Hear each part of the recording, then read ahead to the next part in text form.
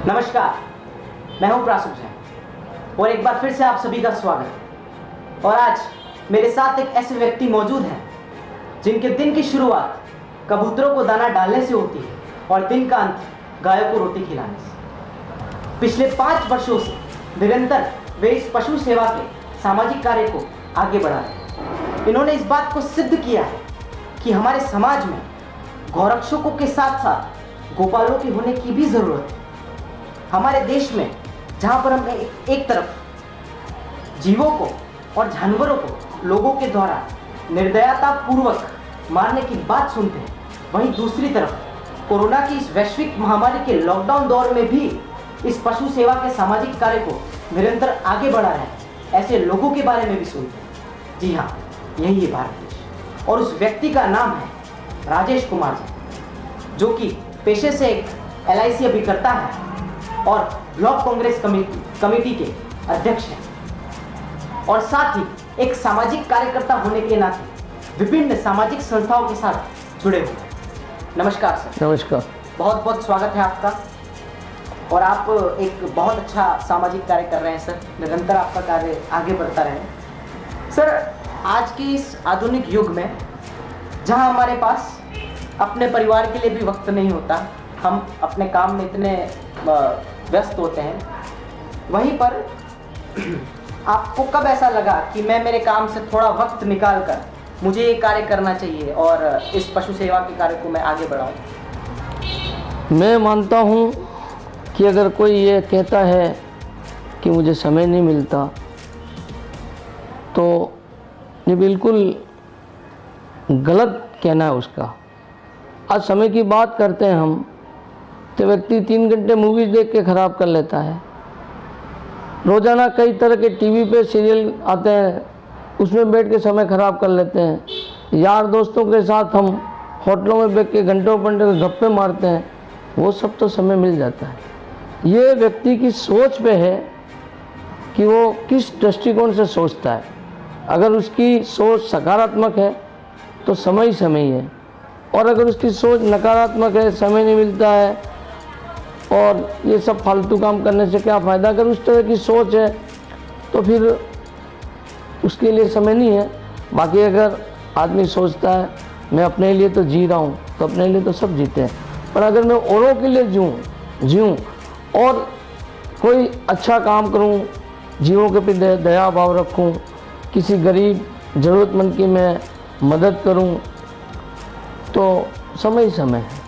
निश्चित ही सर, आपने बहुत अच्छी बात कही। जो दूसरों के लिए जीता है वही व्यक्ति महान होता है। कई महापुरुषों ने भी यह बात कही है। सर, आप जब ये कार्य कस्बे में घूमकर करते थे तो आपको किन किन चुनौतियों का सामना करना पड़ा और कैसी चुनौतियां आपके सामने आकर खड़ी हुई तो आपने उनका सामना किया? यह जो मैंने शुरुआत की तो उस वक्त मेरे साथ कोई नहीं था।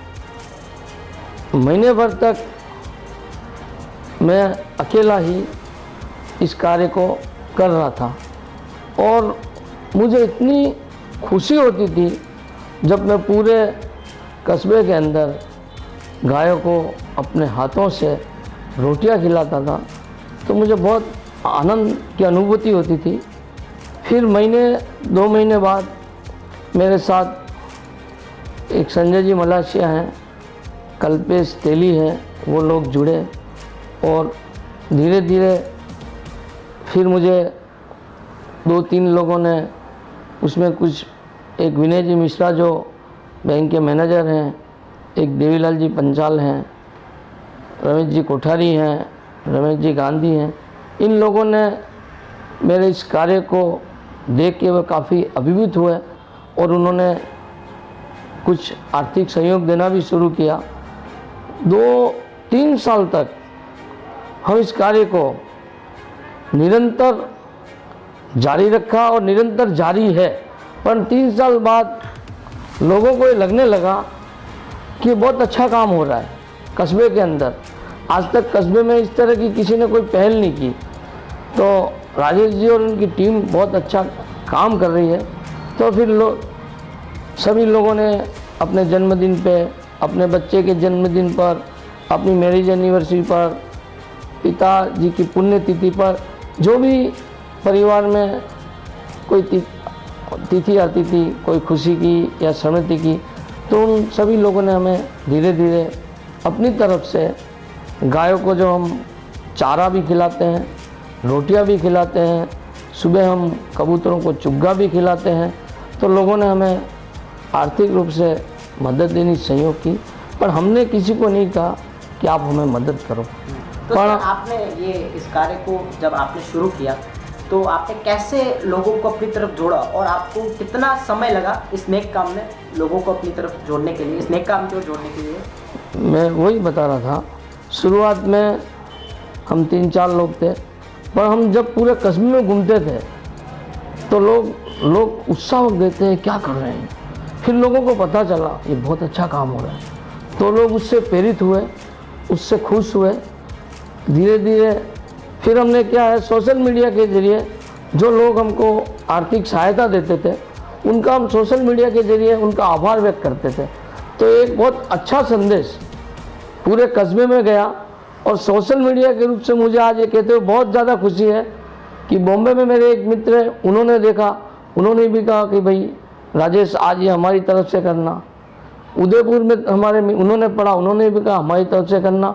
तो कई जगह से हमें ये सहयोग मिला और इस सहयोग से हमारा उत्साह बढ़ता रहा। सर, जैसा कि आप लायंस क्लब जैसी सामाजिक संस्थाओं के साथ भी जुड़े हुए रहे, तो आपका क्या अनुभव रहा?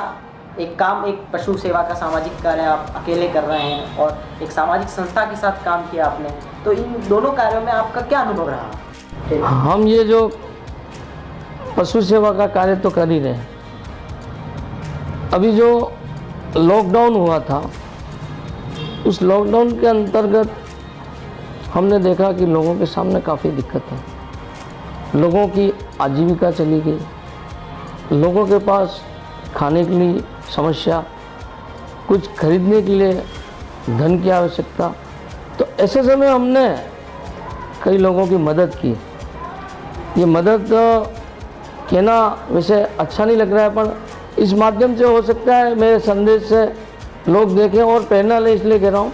तो इस लॉकडाउन में हमने बहुत लोगों की मदद की, और अब भी मैं महसूस करता हूँ कि इस कस्बे के अंदर ऐसे कई बेसहारा लोग हैं, ज़रूरतमंद लोग हैं, विकलांग लोग हैं, जिनको खाने की तकलीफ़ होती है। तो हम ऐसी योजना बना रहे हैं। शुरुआत हम 11, 20, 25 लोगों से कर रहे हैं।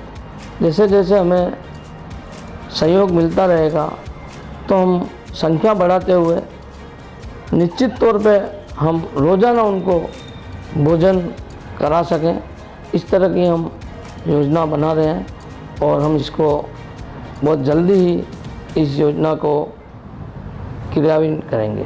सर, आप निश्चित ही आपका ये कार्य बहुत आगे बढ़ेगा, एक नेक कार्य की ओर आप बढ़ रहे हैं सर, हमारी ऐसी कामना है। कोरोना के इस लॉकडाउन दौर में भी आपने इस पशु सेवा के कार्य को किया है सर, तो आपने किस प्रकार अपने इस सेवा कार्य को लॉकडाउन में आगे बढ़ाया? और काफ़ी चुनौतियाँ भी रही होंगी आपके सामने, क्योंकि एक तरफ लॉकडाउन में जहाँ पर लोगों को अपनी चिंता थी, वहीं पर आप अपनी चिंता छोड़कर कोरोना से अपनी चिंता थी, वहीं पर आप अपनी चिंता छोड़कर इस पशु सेवा के सामाजिक कार्य को करने के लिए आप बाहर निकले। तो क्या आपका कैसा अनुभव रहा और क्या चुनौतियाँ आपके सामने आई? लॉकडाउन निश्चित रूप से हम सभी के लिए दुर्भाग्यपूर्ण था। इस कोरोना महामारी के अंदर हमने देखा कई लोगों को परेशानियों का सामना करना पड़ा, परंतु लोगों को जैसे तैसे उन्होंने अपने स्तर पे आने तरह से सरकार ने वगैरह ने सबने मदद कर ली। पर जो पशु जिनको कोई संभालने वाला नहीं था, लॉकडाउन से पहले तो लोग गायों को अपने लिए रोटियां भी निकालते थे, करते भी थे, पर लॉकडाउन में कोई बाहर निकलने की हिम्मत नहीं कर पाता था। हर व्यक्ति के अंदर एक इस कोरोना का लेके भय था, पर हमने इसकी जरा भी परवाह नहीं की। जो कार्य हम इस कोरोना से पहले कर रहे थे, तो कोरोना में भी हमारा कार्य बिना किसी परेशानी से सफल हो पाया। और मैं ये कहते हुए अत्यंत प्रसन्न हूँ कि लॉकडाउन में कर्फ्यू जैसे भी हालात रहे थे, कोई बाहर नहीं निकल पाए, ऐसी स्थिति में भी हमने रोज़ाना सुबह कबूतरों को चुग्गा डाला, शाम को मैं अपनी बाइक से अकेले पूरे कस्बे के अंदर रोटियां गायों को खिलाई मैंने। एक भी दिन में ब्रेक नहीं हुआ, कंटिन्यू ये सेवा मेरी जारी रही। और चारा भी रोज़ाना हम जो मंगवाते थे, वो चारा वाला, उस चारे वाले को भी मैं धन्यवाद देना चाहता हूँ कि उसने भी एक भी दिन ये नहीं कहा कि आज मैं नहीं आऊँगा। उसने भी अपनी बराबर सेवाएं दी, वो भी इस सेवा कार्य में बराबर भागीदार है हमारा। बहुत बहुत सर, आपने इस लॉकडाउन के इस कठिन दौर में भी आपने इस कार्य को आगे बढ़ाया सर। कोरोना के इस कठिन दौर में आप एक सामाजिक कार्यकर्ता के रूप में लोगों को क्या संदेश देना चाहेंगे इस बीमारी को लेकर और सामाजिक कार्यों को लेकर, इस पशु सेवा के सामाजिक कार्य को लेकर और विभिन्न सामाजिक कार्यों को लेकर जिनके साथ आप जुड़े हुए हैं और काफ़ी टाइम से जुड़े हुए रहे हैं? वैसे जहाँ संस्था की बात होती है तो मेरा एक शुरू से ये विज़न था कि अपने लिए तो हर व्यक्ति करता है, पर अगर कुछ औरों के लिए भी अपन करें तो मानता हूँ कि अपना मनुष्य जीवन सार्थक है। वैसे हमारे धर्मशास्त्र भी ये कहते हैं कि 84 लाख योनि में ये आत्मा भटकती है, तब कहीं जाके मनुष्य जीवन मिलता है। और मनुष्य जीवन इतना दुर्लभ है कि उसके बारे में व्यक्ति सोचता नहीं है। इस मनुष्य जीवन के लिए देवता भी तरसते हैं कि मनुष्य जो कर सकता है वो कोई नहीं कर सकता। पर आज जो हालात हम देखते हैं, आए दिन हम समाचार पत्रों में पढ़ते हैं, टीवी के अंदर हम देखते हैं कि लोग ऐसे जघन्य पाशविक कार्य करते हैं, तकलीफ होती है। मेरा यही कहना है कि हर व्यक्ति को सोचना चाहिए कि मैं कुछ अच्छा काम करूं। सबसे पहले उसके लिए, अच्छे काम के लिए उसको अपनी सकारात्मक सोच बनानी चाहिए। मैं बार बार यही कहता हूं, अपने लिए सब जीते हैं, अपने परिवार के लिए सब कुछ करते हैं। ये कोई बड़ी बात नहीं है। अगर आदमी अपने लिए करता है, परिवार के लिए करता है, सब कुछ करता है, पर आप उन लोगों के लिए करो जिनका कोई नहीं है, जिनको उनकी ज़रूरत है। अगर हम वो कार्य करते हैं तो हमारा ये मानव जीवन सार्थक है। और मैं यही कहना चाहता हूँ कि आदमी दुनिया भर के फिजूल खर्च करता है जिसका कोई औचित्य नहीं, पर अगर उसमें से भी थोड़ा बहुत खर्च पशुओं के लिए, पीड़ित मानव के लिए करे तो बहुत अच्छा रहेगा।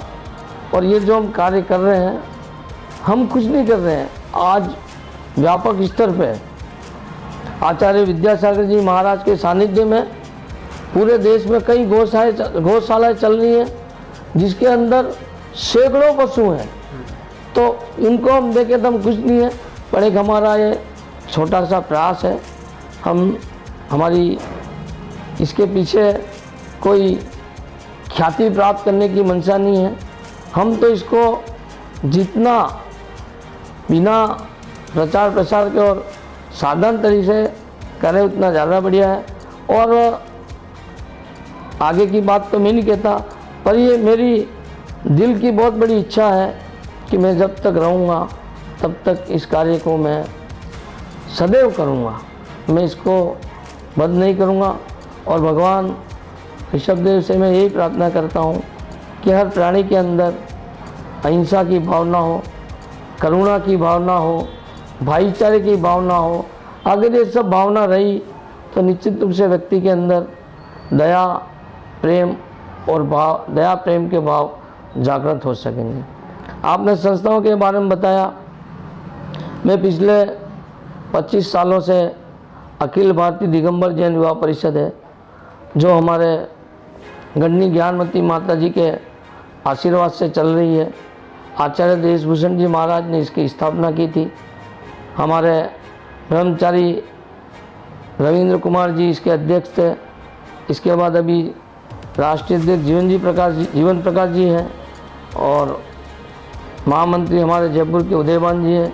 उदयभान जी के माध्यम से हम इस युवा परिषद से पिछले 25 सालों से कार्य कर रहे हैं और अभी वर्तमान में दिगंबर जैन विद्यालय संस्था ऋषभदेव में है, जो करीबन 2022 में इस संस्था के 100 वर्ष पूरे हो जाएंगे।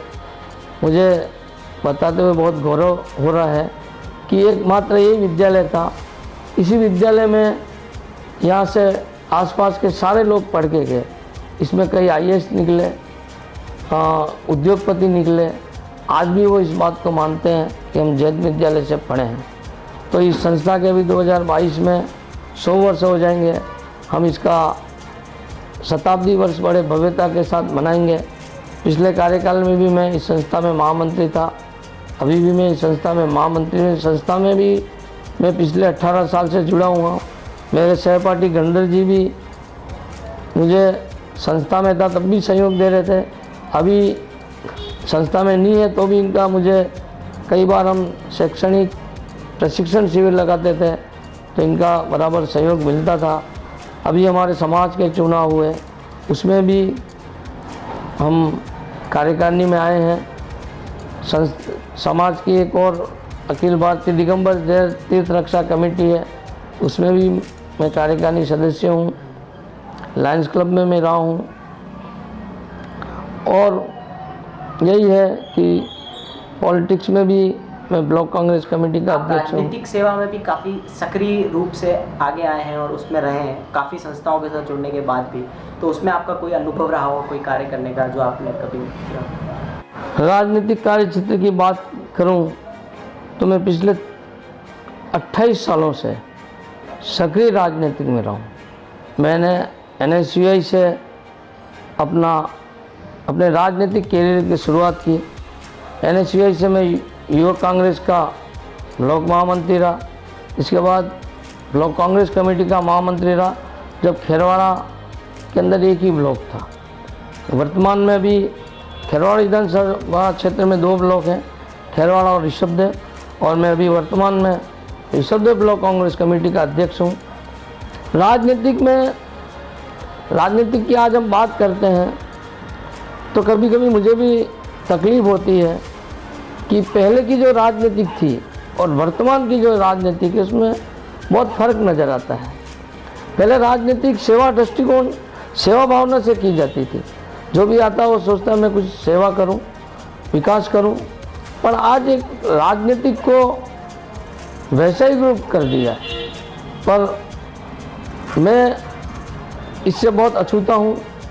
मैंने अपने राजनीतिक कैरियर के अंदर अनगिनत लोगों की मदद की और कोई मुझे ये नहीं कह सकता कि ये काम किया और इसके बदले मुझे इन्होंने मुझसे लिया। मैं बिल्कुल पाक साफ रहा हूँ और बेदाग छवि है मेरी। जहाँ अन्य जगहों में बेदाग छवि है, इसी तरह राजनीतिक में मेरी बेदाग छवि है और मेरी कभी इच्छा नहीं होती है कि मैं किसी से कुछ ले लूँ।